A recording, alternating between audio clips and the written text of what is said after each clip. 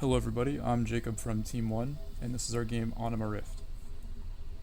So Anima Rift is it's going to be a horror-esque game.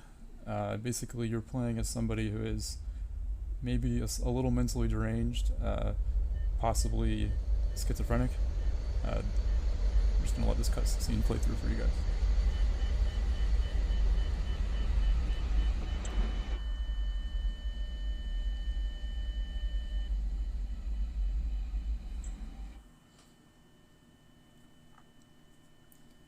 So you enter into the first level, which is a control room in an old nuclear facility, an abandoned nuclear facility at the end of times pretty much. And you can see outside how desolate it is.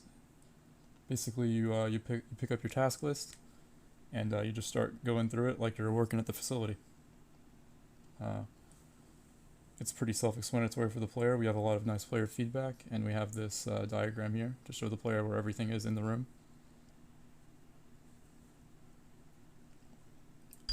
We wanted to really focus on silence and sound only when necessary, which adds tension.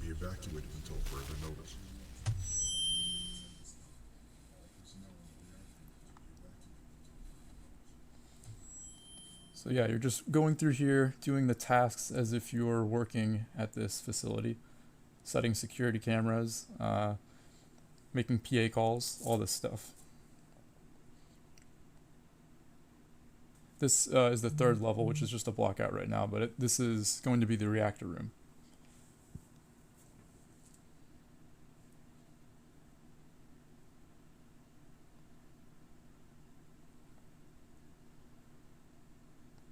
Shiv coded a really amazing feedback system for the player with text that types out on the top, which is really cool.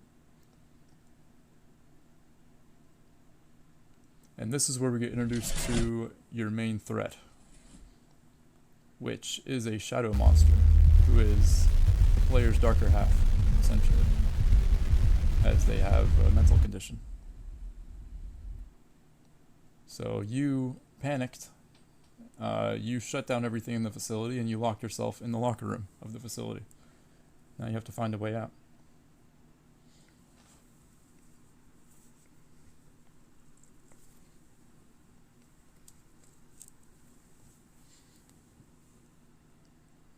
In the final game, we'll have more for the player to explore in here, but this is just the most essential stuff, which is finding some device to pick the lock with. And once again, Shiv coded a really amazing lock-picking system, which is really intuitive to use and really fun, actually. It's a time-based game. And if you know anything about lock-picking, you can actually fall into false sets, where it'll automatically restart based on a chance.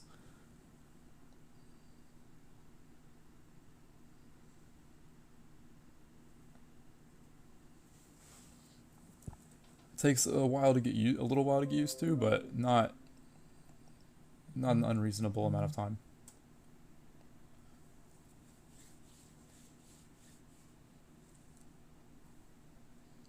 So once you get the door open, you'll have access to the whole facility. Your final task is to not get killed by the monster, because now it is lurking, always following you, and you have to make your way to the reactor room to complete your final task.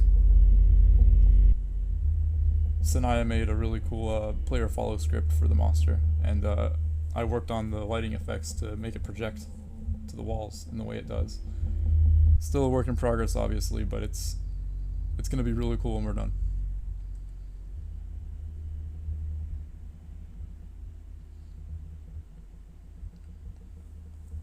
So once you're in the reactor room, he says he needs to remove some old rods from the reactor and locate new ones.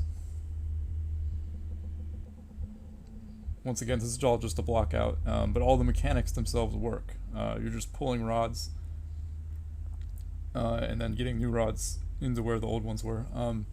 Something that I forgot to mention was our sanity meter, which is one of the major survival mechanics of the game. So this meter on the side is directly correlated to the sanity of the player. So the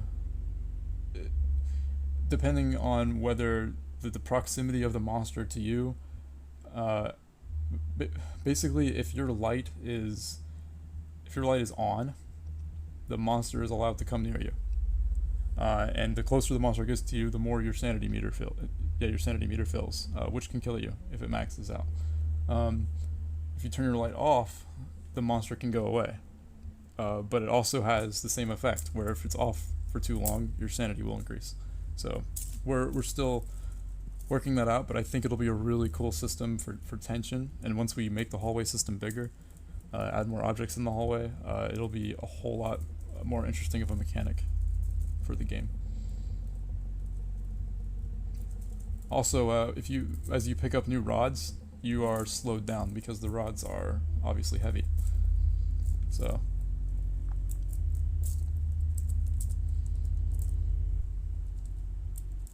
and that's our game so far. Definitely still in a rough state, but more to come, of course, and I can't wait to see everybody else's game. Thank you.